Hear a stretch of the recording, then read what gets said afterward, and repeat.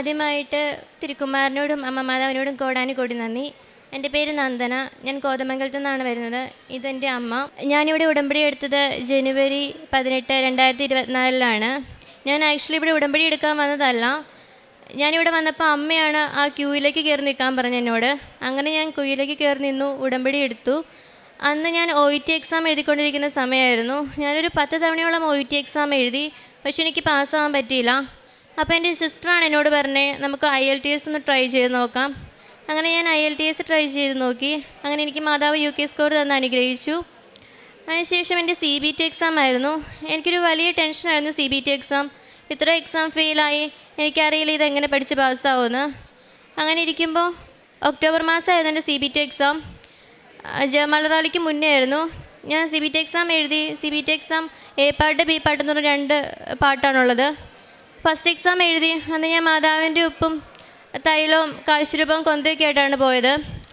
അന്ന് അവിടെ ചെന്ന് കഴിഞ്ഞപ്പോൾ അവിടുത്തെ മാമിനോട് പറഞ്ഞു എൻ്റെ പോക്കറ്റൊക്കെ പുറത്തേക്ക് എടുത്തിട്ട് എന്ന് പറഞ്ഞു. അന്ന് ഞാൻ പോക്കറ്റിൽ ഉപ്പിട്ടുണ്ടായിരുന്നു പോയേ.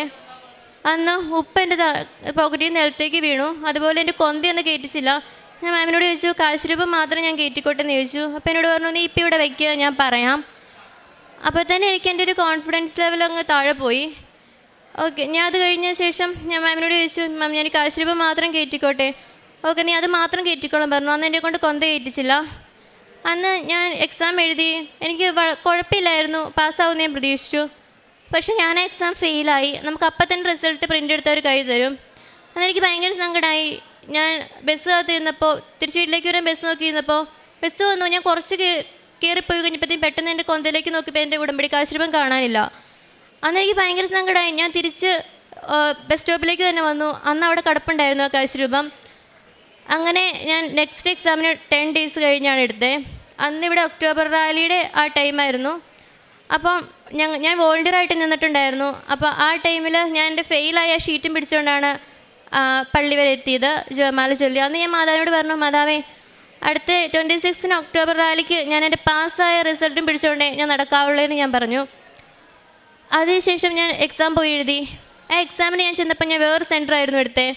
അന്ന് അവിടെ ചെന്ന് കഴിഞ്ഞപ്പോൾ ഒരു സാറായിരുന്നു. സാറിനോട് കയറി വരാൻ പറഞ്ഞു. നീ ഓക്കെ ആണോന്ന് ചോദിച്ചു. ഞാൻ പറഞ്ഞു സാർ എനിക്കൊന്ന് വാഷ്റൂമിൽ പോകണം. ഞാൻ വാഷ്റൂമിൽ ചെന്നു, ഉപ്പെടുത്ത് എൻ്റെ നഖത്തിൻ്റെ ഇടയ്ക്ക് വെച്ചു. കാശുരൂപ എൻ്റെ കഴുത്തിൽ എൻ്റെ മാലയിലായിരുന്നു ഇട്ടായിരുന്നേ. അങ്ങനെ ഞാൻ അകത്തേക്ക് ഡോറ് നീന്നപ്പോൾ ഒരു സുന്ദരി മേഡം. അതെനിക്കറിയാം എൻ്റെ അമ്മ മാതാവ് തന്നെയാണ്. എനിക്ക് ശരിക്കും മനസ്സിലായി. കാരണം ഭയങ്കര ഒരു ഭംഗിയായിരുന്നു മേഡത്തെ കാണാൻ. ഞാൻ ചെന്നു. അപ്പം എന്നോട് ചോദിച്ചു, ചിരിച്ചോണ്ട് എന്നോട് പറഞ്ഞു നീ കയറി വാ, നീ ടെൻഷനൊന്നും അടിക്കണ്ട, നിനക്ക് എന്തെങ്കിലും ഡൗട്ട് ഉണ്ടെങ്കിൽ നീ എന്നോട് ചോദിച്ചാൽ മതി, ഞാൻ നിന്നെ ഹെൽപ്പ് ചെയ്തോളാം എന്ന് പറഞ്ഞു. അപ്പോൾ തന്നെ എനിക്ക് ആശ്വാസമായി. എനിക്ക് മനസ്സിലായി അത് മാതാവ് തന്നെയാണെന്ന്. ഞാൻ ഉള്ളിലേക്ക് കയറി. അവിടെ ചെന്ന് സിസ്റ്റത്തിൻ്റെ ഫ്രണ്ടിൽ മേഡം ഇരുന്ന് എനിക്കെല്ലാം സെറ്റ് ചെയ്ത് തന്നു. അപ്പോഴത്തേക്ക് എൻ്റെ ഉള്ളിൽ നിന്ന് ആരോ പറഞ്ഞു നീ മേഡത്തിൻ്റെ ഡ്രസ്സിൻ്റെ കളർ നോക്കാൻ. ഇപ്പോഴത്തെ ഞാൻ നോക്കിയപ്പോൾ അത് ഒരു സാരി ആയിരുന്നു മേഡം എടുത്തിരിക്കുന്നത്. അപ്പോൾ തന്നെ എനിക്ക് മനസ്സിലായി മാതാവിൻ്റെ കൂടെ ഉണ്ടെന്ന്. അന്ന് ഞാൻ കാശുരൂപം എൻ്റെ കഴുത്തിലായിരുന്നു ഇട്ടായിരുന്നേ. ഫസ്റ്റ് ക്വസ്റ്റ്യൻ എനിക്കറിയായിരുന്നു. പിന്നെ വന്നപ്പോൾ എനിക്കൊന്നും അറിയില്ലായിരുന്നു. എനിക്ക് ഉത്തരം ഏതാണെന്ന് മനസ്സിലാവുന്നില്ല. പിന്നെ ഞാൻ ഓരോന്നിങ്ങനെ ക്ലിക്ക് ചെയ്യുമ്പോഴും ഞാൻ കാശുരൂപത്തെ തൊട്ട് വിശ്വാസപ്രമാണം ചൊല്ലി മാതാവേ എനിക്കിതൊന്നും അറിയില്ല, മാതാവേ നീ തന്നെ ആയിരിക്കണം ഇതിന് ഉത്തരം നൽകുന്നതെന്ന് ഞാൻ പറഞ്ഞു. പിന്നെ കുറച്ച് കഴിയുമ്പോഴത്തേക്കും എനിക്കൊന്നും അറിയാതെ വന്നപ്പോൾ ഞാൻ മാതാവിനോട് ചോദിച്ചു മാതാവേ ഇതെനിക്കൊന്നും അറിയില്ല, ഞാൻ എന്താ ചെയ്യേണ്ടതെന്ന് ചോദിച്ചു.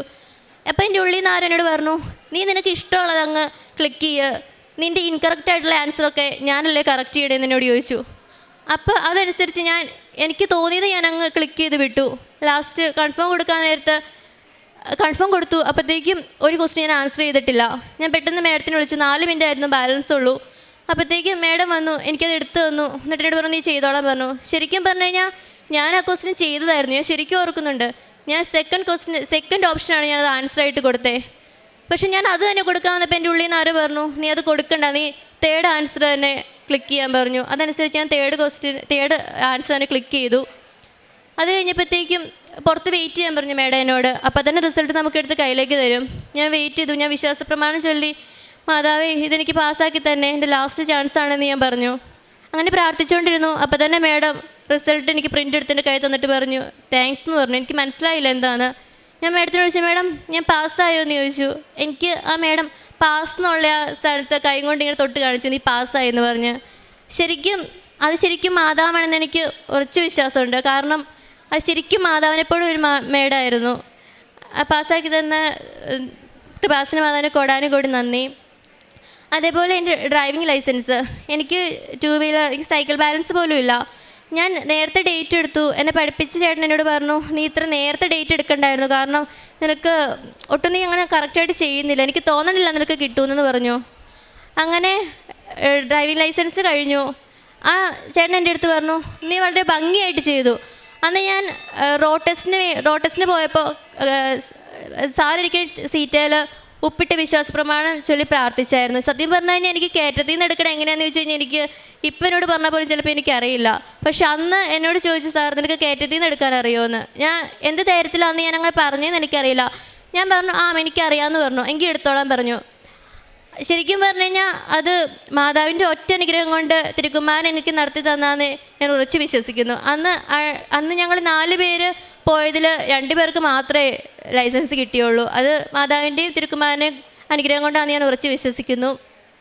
അതേപോലെ ഞാൻ ആദ്യം സ്റ്റഡി വിസയ്ക്ക് വേണ്ടി വെച്ചിട്ടുണ്ടായിരുന്നു. അന്ന് കുറച്ച് എമൗണ്ട് ഞാൻ ഏജൻസിക്ക് കൊടുത്തിട്ടുണ്ടായിരുന്നു. അത് കിട്ടാൻ കുറേ താമസിച്ചു. കാരണം എനിക്ക് ഈ പ്രോസസ്സിങ് നടക്കുമ്പോൾ അതിൻ്റെ കുറച്ച് ഫണ്ടൊക്കെ ആവശ്യമുണ്ടായിരുന്നു. അപ്പോൾ അത് ഞാൻ നിയോഗത്തിൽ വെച്ചിട്ടുണ്ടായിരുന്നു റീഫണ്ട് കിട്ടാൻ വേണ്ടി. അതെനിക്ക് മാതാവ് തിരുക്കുമാരൻ വഴി തന്നനുഗ്രഹിച്ചു. അതിനും കോടാനുകോടി നന്ദി. അതേപോലെ അമ്മ ഈസ്റ്റേണിൽ ജോലി ചെയ്തുകൊണ്ടിരിക്കുകയായിരുന്നു. അപ്പോൾ അമ്മയുടെ ഉപ്പൂറ്റിക്ക് ഭയങ്കര വേദനയായിരുന്നു. കാരണം കുറച്ച് ടൈം ഇരുന്നിട്ട് പിന്നെ എണീക്കാൻ പാടില്ല. എണീറ്റ് നടന്നു കഴിഞ്ഞാൽ പിന്നെ കുഴപ്പമില്ല. അപ്പോൾ രാവിലെയൊക്കെ എണീക്കുമ്പോൾ മുട്ടലഴിഞ്ഞായിരുന്നു അമ്മ പോയിക്കൊണ്ടിരുന്നത്. കാരണം ഞാൻ കാണണ്ടല്ലോ എന്ന് വിചാരിച്ച്. അങ്ങനെ ഞാൻ ഉടമ്പടി എടുത്ത ടൈമിൽ അമ്മയുടെ ഉപ്പൂറ്റിയിൽ ഉടമ്പടി തൈലം തൂത്ത് പ്രാർത്ഥിച്ചു.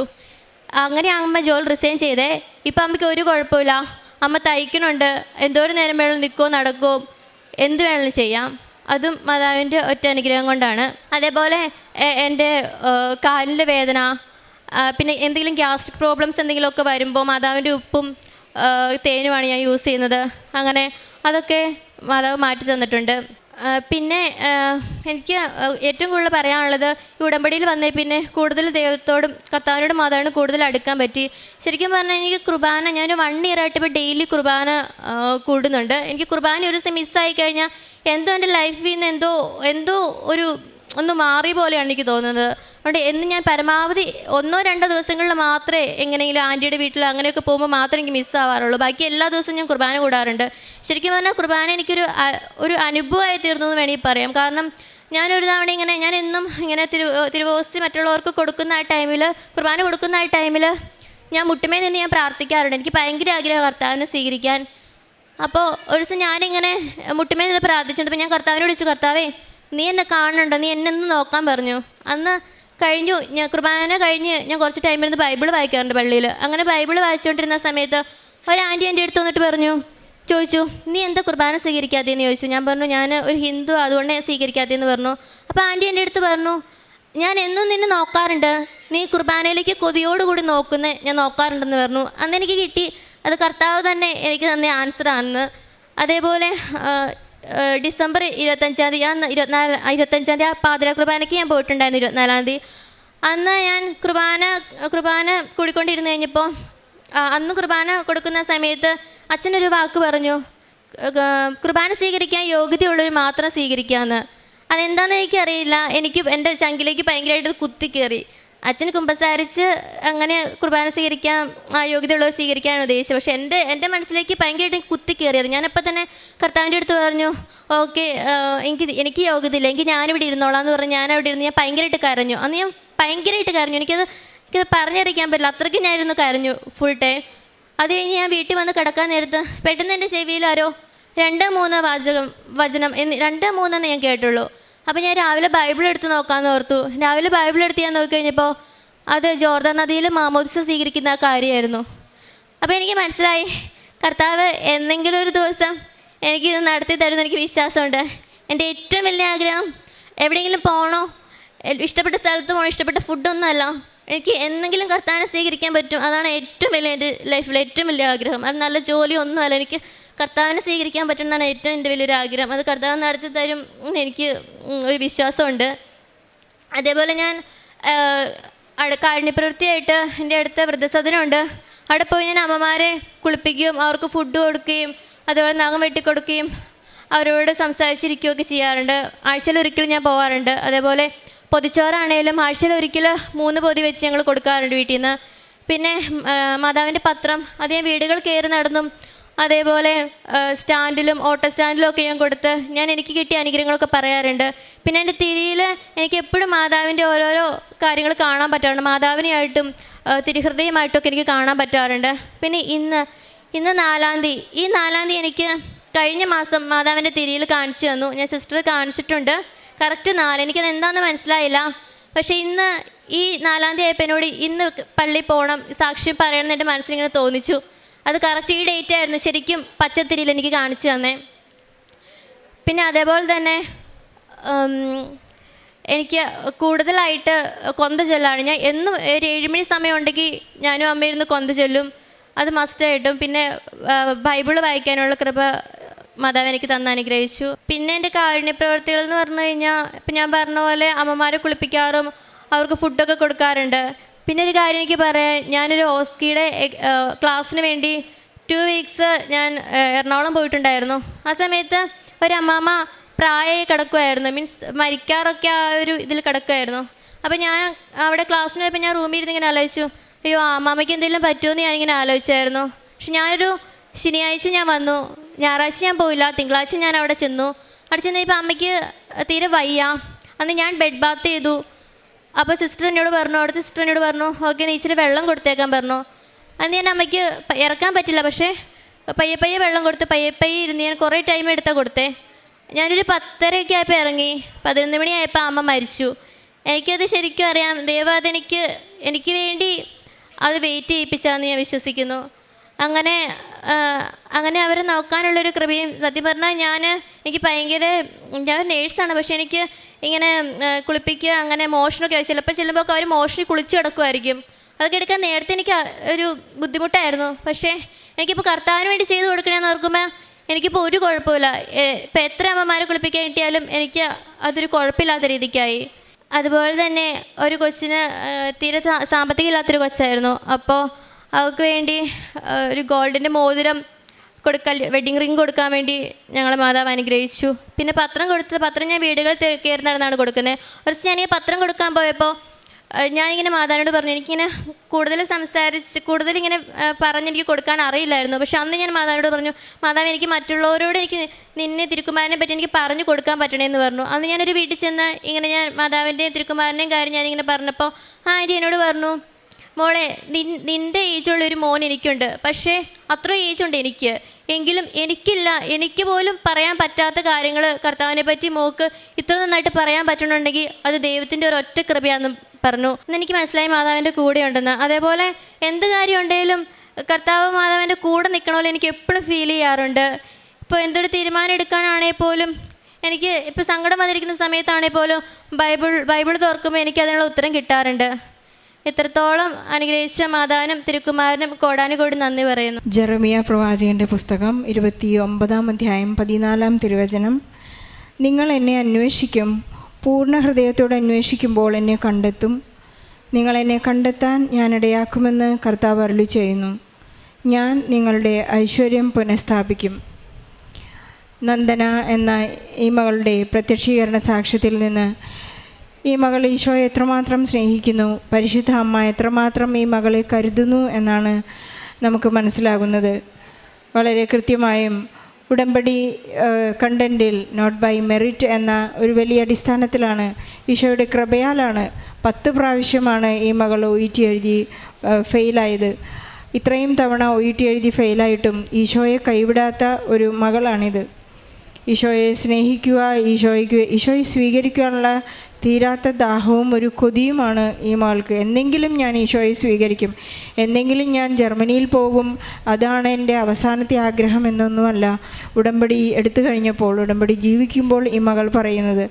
അതിയായ ഒരു ആവേശത്തോടു കൂടി ഈ മകൾ ഇന്ന് ഉടമ്പടി ജീവിച്ചുകൊണ്ടിരിക്കുകയാണ്.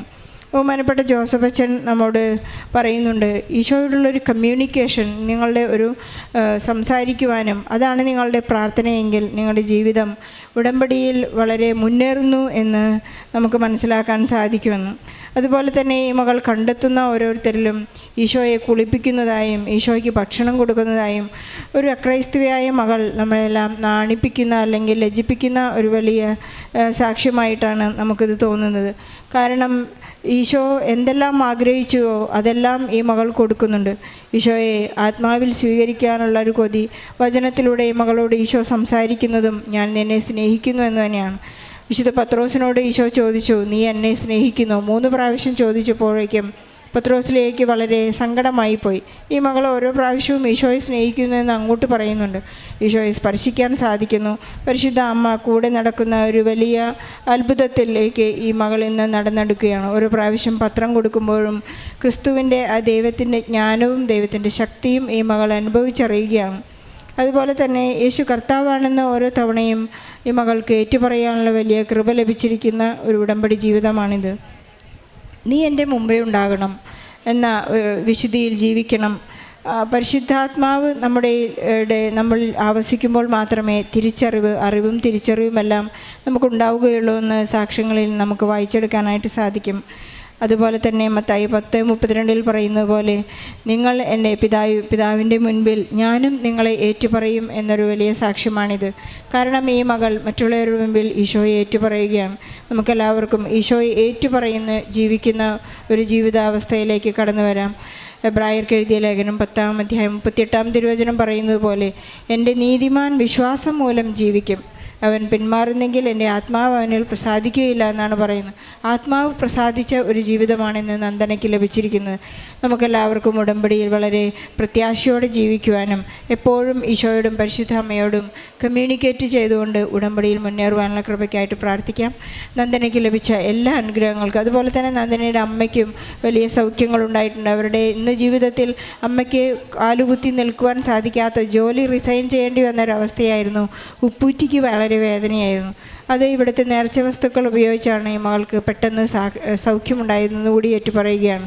നമുക്ക് ഈശോയ്ക്കും പരിശുദ്ധ അമ്മയ്ക്കും നന്ദി പറഞ്ഞുകൊണ്ട്, നന്ദനയ്ക്കും കുടുംബത്തിന് ലഭിച്ച അനുഗ്രഹങ്ങൾക്ക് നന്ദി പറഞ്ഞുകൊണ്ട് നല്ല ഒരു കയ്യടിയോടെ ഈ സാക്ഷ്യം നമുക്ക് സമർപ്പിക്കാം. അത്യപൂർവ ദൈവാനുഭവങ്ങൾ ഇനി നിങ്ങൾക്കും സ്വന്തം. ഈ യൂട്യൂബ് ചാനൽ ഇതുവരെ സബ്സ്ക്രൈബ് ചെയ്തിട്ടില്ലെങ്കിൽ ഇപ്പോൾ തന്നെ സബ്സ്ക്രൈബ് ചെയ്യുക. ഈ വീഡിയോ ഇപ്പോൾ തന്നെ നിങ്ങളുടെ സുഹൃത്തുക്കൾക്ക് ഷെയർ ചെയ്തുകൊണ്ട് കർത്താവിൻ്റെ പ്രേക്ഷിതരാകുക.